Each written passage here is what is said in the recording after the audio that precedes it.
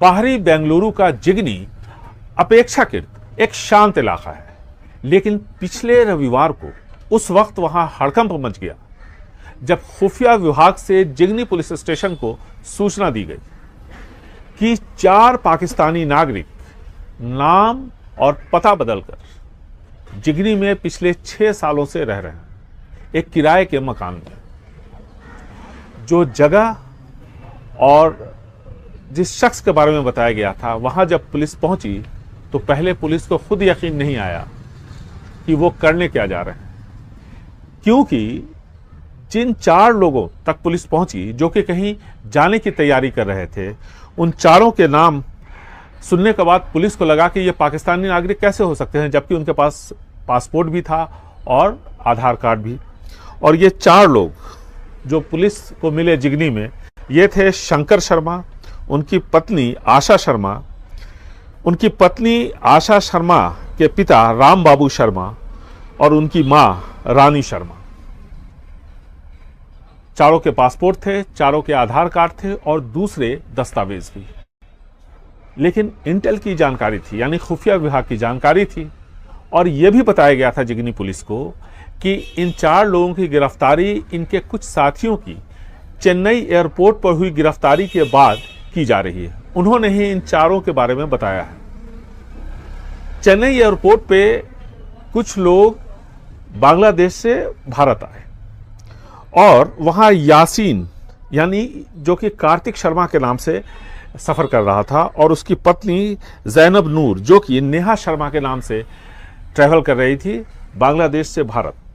Chennai airport पर immigration के अधिकारियों को उन पर शक हुआ। उन्होंने जब पासपोर्ट की सघन जांच की तो पाया कि इनके पासपोर्ट फर्जी हैं।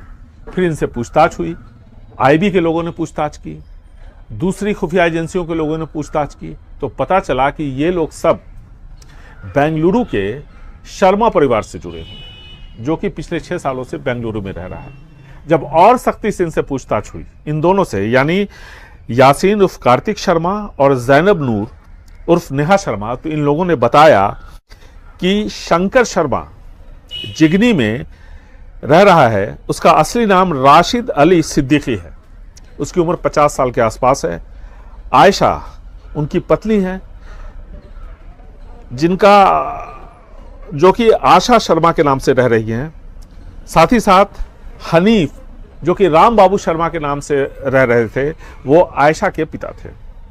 और रानी शर्मा के नाम से रह रही थी रूबीना, जो कि आयशा की मां थी। इसने चारों को गिरफ्तार किया, पूछताछ की, इनके घर पर जो भी सामान था सब को सीज किया गया और पुलिस स्टेशन लाया गया। वहां से कंप्यूटर के साथ साथ कई सारे दूसरे जो दस्तावेज मिले हैं, उनमें मेहदी फाउंडेशन जो कि पाकिस्तान में है, एक अंतर्राष्ट्रीय संगठन है जिसको लेकर के कई बार पाकिस्तान में हिंसा हो चुकी है, उससे जुड़े हुए कुछ कागजात मिले हैं।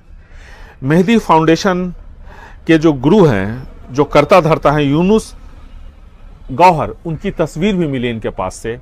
और राशिद अली सिद्दीकी ने बताया कि वो मेहदी फाउंडेशन से जुड़ा हुआ है और वो रहने वाला है पाकिस्तान का। कराची के पास लियाकाबाद नाम की एक जगह है, वहाँ का वो रहने वाला है। वहाँ वो मेहदी फाउंडेशन से जुड़ा, लेकिन मेहदी फाउंडेशन एक विवादास्पद फाउंडेशन है और इसके जो गुरु हैं यूनुस गौहर, उनको लेकर के बराबर वहाँ पर अफरा तफरी मचती रहती है पाकिस्तान में। ऐसे में पाकिस्तानी निवासी आयशा जो कि बांग्लादेश में रह रही थी और इस फाउंडेशन से इनका पूरा परिवार जुड़ा था, ये फिर बांग्लादेश आया। लेकिन बांग्लादेश आने से पहले राशिद अली सिद्दीकी उर्फ शंकर शर्मा, जो मैंने आपको पहले बताया, इसकी शादी 2011 में आयशा से ऑनलाइन हुई। ये दोनों ऑनलाइन मिले थे मेहदी फाउंडेशन के जरिए, और इस तरह से इन दोनों की जान पहचान हुई थी। फिर ये बांग्लादेश आए।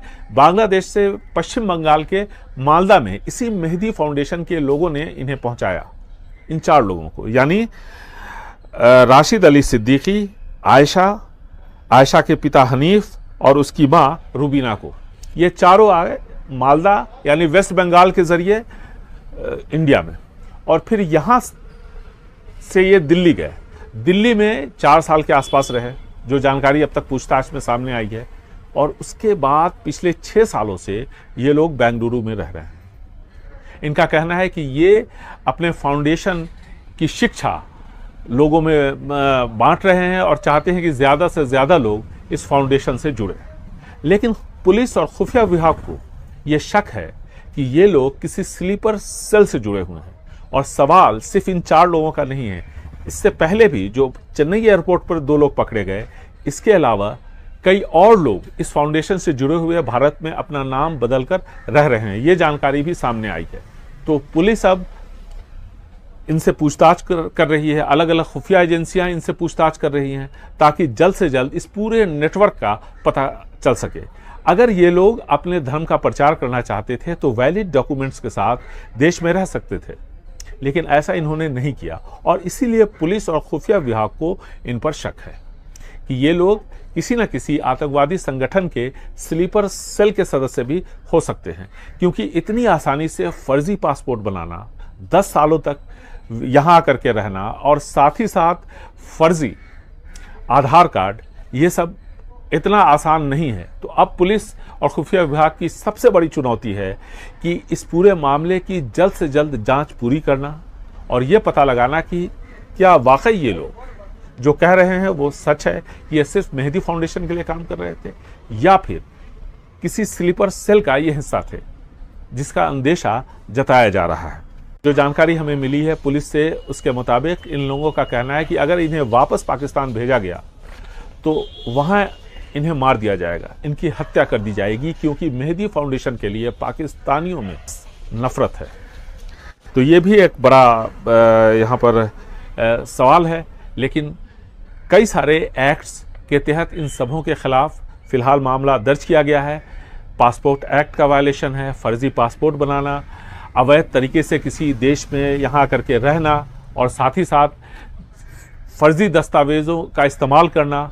और अब पुलिस की जो एक बड़ी चुनौती है वो ये है कि इनके साथ और कौन लोग जुड़े हैं। ये लोग यहाँ खाने पीने का सामान बेचते थे और साथ ही साथ एक गराज था जिगनी में ही, वहाँ पर आयल और दूसरे गराज की जो ज़रूरतें हैं उससे जुड़े हुए सामान बेचा करते थे। तो ये तो जो इन लोगों ने बताया है, जो फिलहाल पुलिस को जांच में पता चला है, ये सब इसके मुताबिक है। लेकिन अब पुलिस की चुनौती है कि जल्द से जल्द सघन पूछताछ करके और ज़्यादा जानकारी इनके बारे में इकट्ठा करना। और इस बात का अंदेशा जताया जा रहा है कि इसका एक बड़ा नेटवर्क देश के अलग अलग शहरों में फैला हो सकता है। तो कौन लोग हैं जो मेहदी फाउंडेशन के लिए काम कर रहे हैं, किस नाम से रह रहे हैं, क्या ये फाउंडेशन सिर्फ धर्म को, जो कि पाकिस्तान में जिसको लेकर के इतना ज़्यादा विरोध है, उसको भारत में फैलाने की क्या ज़रूरत है, ये भी एक बड़ा सवाल है। कौन लोग इनसे जुड़े हुए हैं, ये लोग करते क्या हैं। जो कंप्यूटर्स और दूसरे सामान इनके घर से बरामद हुए हैं, पुलिस उसकी फॉरेंसिक जांच करवा रही है। उसमें जो डाटा है उसकी जांच की जा रही है, ताकि ये पता चल सके कि कौन कौन लोग इनसे जुड़े थे, देश के किन शहरों में और कौन कौन लोग रह रहे हैं, किस किस नाम से रह रहे हैं, कब से रह रहे हैं और इनका मकसद क्या है।